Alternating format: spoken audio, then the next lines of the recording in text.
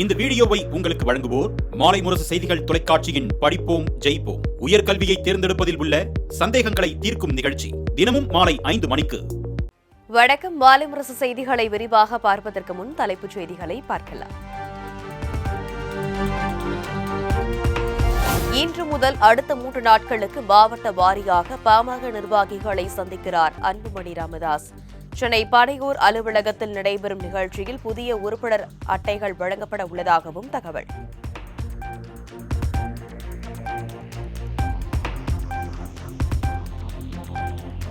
திண்டிவனம் அடுத்த தைலாபுரத்தில் பாமக நிறுவனர் மருத்துவர் ராமதாசுடன் கௌரவ தலைவர் ஜி.கே. மணி திடீர் சந்திப்பு.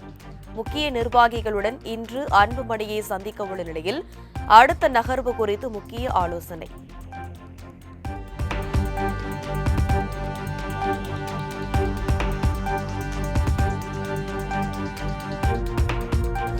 அன்புமணியின் ஆதரவாளர்களாக கருதப்படும் மாவட்ட நிர்வாகிகள் 27 பேரை பாமகவில் இருந்து நீக்கம் செய்ய முடிவு செய்ததாக தகவல் வெளியானதன் எதிரொலி. முன்னெச்சரிக்கை நடவடிக்கையாக தைலாபுரம் ராமதாஸ் வீட்டிற்கு காவல்துறை பாதுகாப்பு.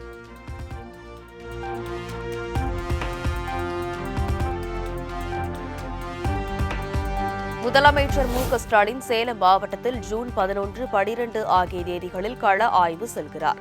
வளர்ச்சி திட்டங்கள், நலத்திட்ட பணிகள் குறித்து ஆய்வு மேற்கொள்ள திட்டம்.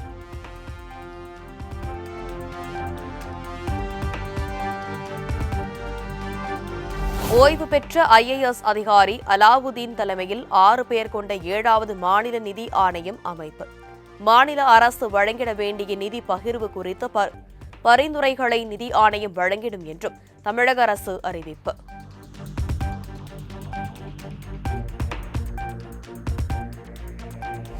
நகைக்கடன் தொடர்பாக ரிசர்வ் வங்கி கொண்டுவரும் புதிய விதிமுறைகள் கூட்டுறவு வங்கிகளுக்கு பொருந்தாது.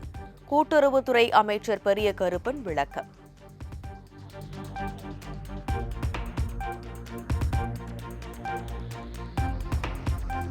திருச்செந்தூர் முருகன் கோவில் கும்பாபிஷேகம் முன்னேற்பாடு பணிகள் குறித்து அமைச்சர் சேகர்பாபு ஆய்வு. அரசுக்கு பெருமை சேர்க்கும் வகையில் கும்பாபிஷேக விழாவை நடத்த வேண்டும் என அதிகாரிகளுக்கு அறிவுறுத்தல்.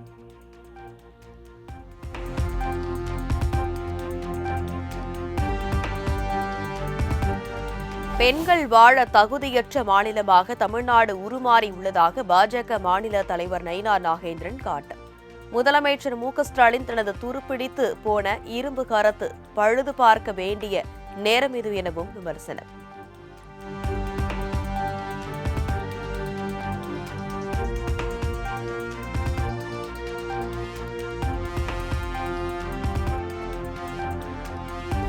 ராசிபுரம் திருச்செங்கோடு சாலையில் புதிதாக திறக்கப்பட்ட பாலம் தரமாக உள்ளதாக தமிழ்நாடு அரசு விளக்கம்.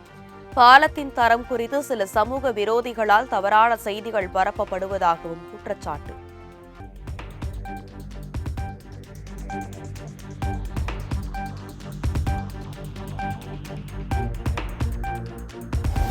நடப்பாண்டு பொறியியல் மாணவர் சேர்க்கை கலந்தாய்வுக்கு நேற்று மாலை வரை 2,66,000 மாணவர்கள் விண்ணப்பம். தொழில்நுட்ப கல்வி இயக்ககம் தகவல்.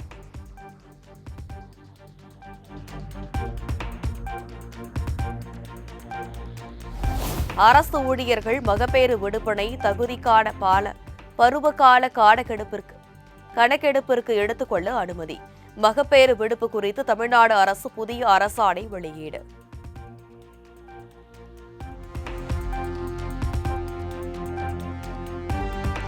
10, 12ஆம் வகுப்பு பொதுத் தேர்வில் அதிக மதிப்பெண் எடுத்த மாணவர்களுக்கு தங்க நாணயம், கல்வி ஊக்கத்தொகை வழங்கும் விஜய்.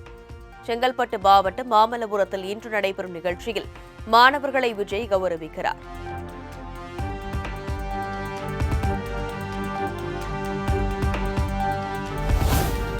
மாமல்லபுரத்தில் இன்று நடைபெறும் மாணவர்களுக்கான பாராட்டு விழாவில் கட்சி விளம்பர பதாகைகளை வைக்க வேண்டாம். தமிழக வெற்றிக் கழக நிர்வாகிகளுக்கு அக்கட்சியின் தலைவர் விஜய் அறிவுறுத்தல்.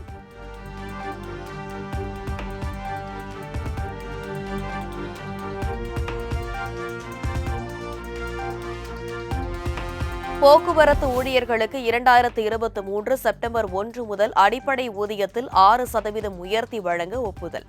ஊதிய உயர்வின் மூலம் குறைந்தபட்சம் 1420 முதல் அதிகபட்சம் 6460 ரூபாய் வரை பணபலன் கிடைக்கும் என தகவல்.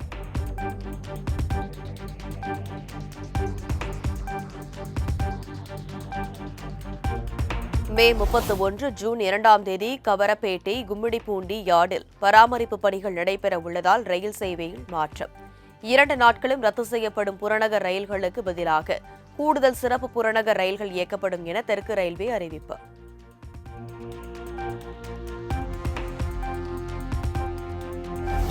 நீலகிரி, கோவை, தேனி, தென்காசி, கன்னியாகுமரி, திருநெல்வேலி மாவட்டங்களில் இன்று மிக கனமழைக்கு வாய்ப்பு. திருப்பூர், திண்டுக்கல் மாவட்டங்களில் நாளை கனமழைக்கு வாய்ப்புள்ளதாக வானிலை ஆய்வு மையம் தகவல்.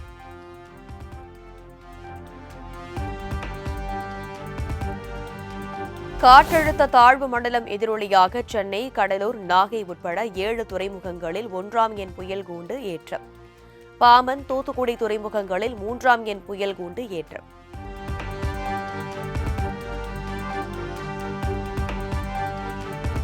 நீலகிரி மாவட்டம் உதகையில் கனமழை மற்றும் நிலச்சரிவால் ஏராளமான வீடுகள் சேதம்.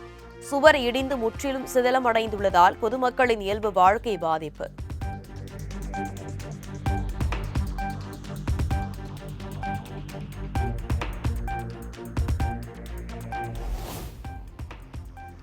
தென்காசி நகர் பகுதியில் பலத்த சூறை காற்றால் கார் மீது வேரோடு சாய்ந்த ராட்சத மரம். நூலிலையில் வாகன ஓட்டிகள், பாதசாரிகள் உயிர் தப்பிய அதிர்ச்சியூட்டும் காட்சி வெளியாகி பரபரப்பு.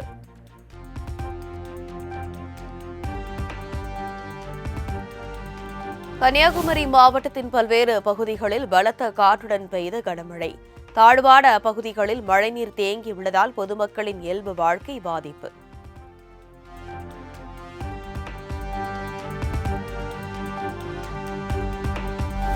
வானிலை மையத்தின் எச்சரிக்கையும் மீறி கன்னியாகுமரியில் பாறைகள் மீது ஏறி நின்று செல்ஃபி எடுத்து வரும் சுற்றுலா பயணிகள்.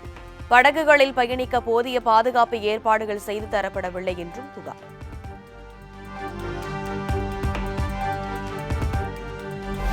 கேரளாவில் ஆற்றுப்படுகையில் சிக்கிக் கொண்ட டொயோட்டா சொகுசு கார் கயிறு கட்டி அசால்ட்டாக இழுத்த யானையின் வீடியோ வைரல்.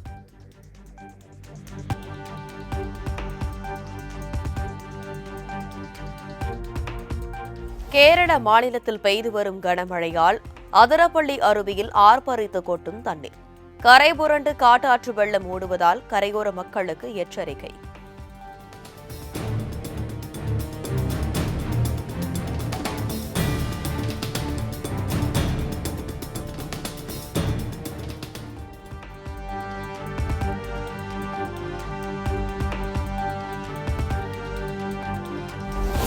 கிருஷ்ணகிரி, சூளகிரி அருகே மாங்காயிலோடு ஏற்றி சென்ற மினி லாரி சாலையில் கவிழ்ந்து விபத்து. பெண் ஒருவர் உயிரிழந்த நிலையில் 10க்கும் மேற்பட்டோர் மருத்துவமனையில் அனுமதி.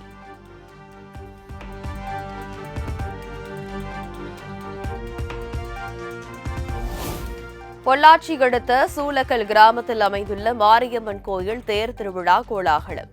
திரளான பக்தர்கள் வடம் பிடித்து இழுத்து பக்தி பரவசம்.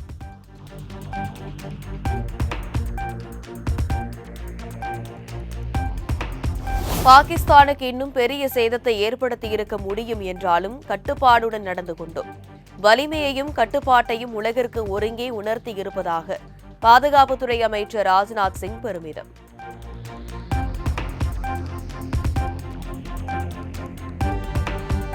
பாகிஸ்தான் ஆக்கிரமிப்பு காஷ்மீர் இந்தியாவோடு தாமாகவே இணையும் நாள் வெகு தொலைவில் இல்லை. மத்திய பாதுகாப்புத்துறை அமைச்சர் ராஜ்நாத் சிங் நம்பிக்கை.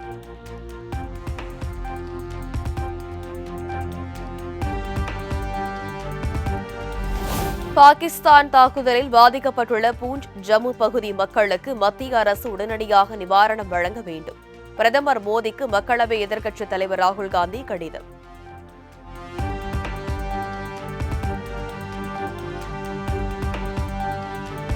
சட்டவிரோத குடியேற்றம் தொடர்பாக அதிபர் டிரம்ப் நடவடிக்கை எடுத்து வருவதன் எதிரொலி.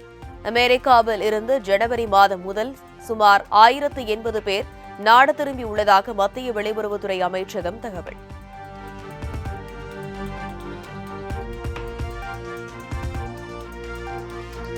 2024-25 ஆண்டில் ரூபாய் நோட்டுகள் அச்சிடுவதற்கு 6372 கோடி செலவு.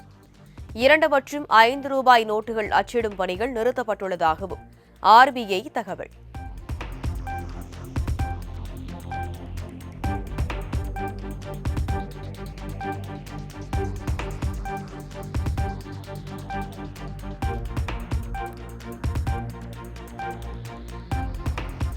இரண்டாயிரத்து 24-25 நாடு முழுவதும் 23,953 வங்கி மோசடி சம்பவங்கள் நடந்துள்ளதாக RBI அறிவிப்பு. தனியார் பொதுத்துறை வங்கிகளில் ஒட்டுமொத்தமாக 36,014 கோடி ரூபாய் மோசடி நடந்துள்ளதாக தகவல்.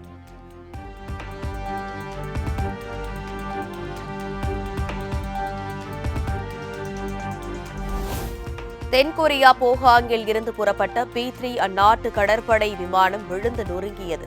4 பேரின் உடல் மீட்கப்பட்ட நிலையில் மீட்புப் பணியில் தீயணைப்புத்துறை வீரர்கள் தீவிரம்.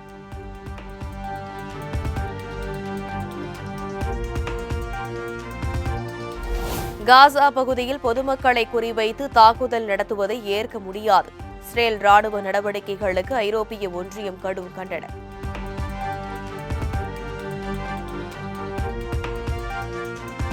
சுவிட்சர்லாந்தின் ஆல்பைன் பகுதியில் பயங்கர சத்தத்துடன் சரிந்து விழுந்த பனிப்பாறை. பனிச்சரிவில் ஒரு கிராமமே புதைந்த நிலையில் 300க்கும் மேற்பட்டோர் மீட்பு, 5 பேர் மாயம்.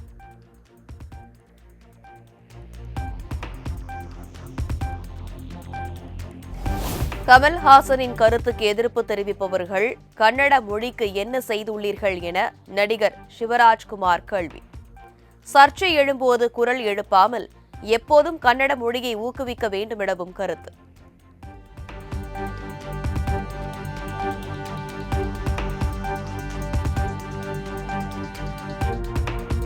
கமல்ஹாசன் இன்றுக்குள் மன்னிப்பு கேட்காவிட்டால் கர்நாடகாவில் தக் லைஃப் படம் வெளியாகாது. கமல் என்ன விளக்கம் கூறினாலும் ஏற்க மாட்டோம். கட்டாயம் மன்னிப்பு கேட்க வேண்டும் என கர்நாடக திரைப்பட சம்மேளன தலைவர் நரசிம்மலு அறிவிப்பு.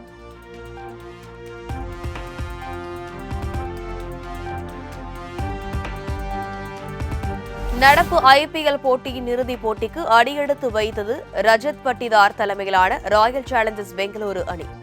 ஸ்ரேயாஸ் ஐயர் தலைமையிலான பஞ்சாப் அணியை 8 விக்கெட்டுகள் வித்தியாசத்தில் வீழ்த்தி அபாரம்.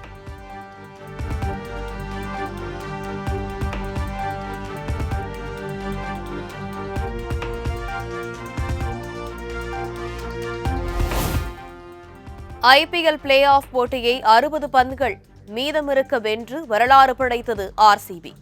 57 பந்துகள் மீதமிருக்க வென்றிருந்த கொல்கத்தா சாதனையை முறியடித்து அசத்தல்.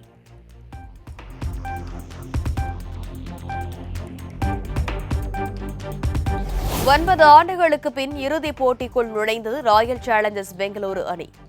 ஈசாலா கப் நமதே என்ற பெங்களூரு அணியின் முழக்கம் இந்த முறையாவது நிஜமாகுமா என ரசிகர்கள் எதிர்பார்ப்பு.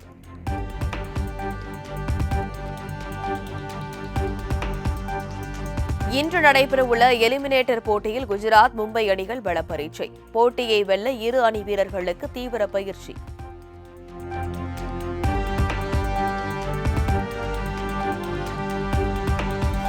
இந்தியா, ஆஸ்திரேலியா மகளிர் அணிகளுக்கு இடையிலான தொடர் சேப்பாக்கத்தில் செப்டம்பர் 14, 17 மற்றும் 20 ஆகிய தேதிகளில் நடைபெறும் என BCCI அறிவிப்பு. 2007ஆம் ஆண்டிற்கு பிறகு சேப்பாக்கம் மைதானத்தில் மகளிர் ஒருநாள் கிரிக்கெட் போட்டிகள் நடத்தப்படுவது இதுவே முதல் முறை.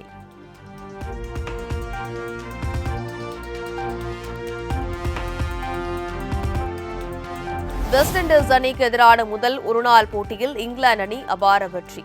238 ரன்கள் வித்தியாசத்தில் வீழ்த்தி ஒரு நாளில் 1-0 என முன்னிலை.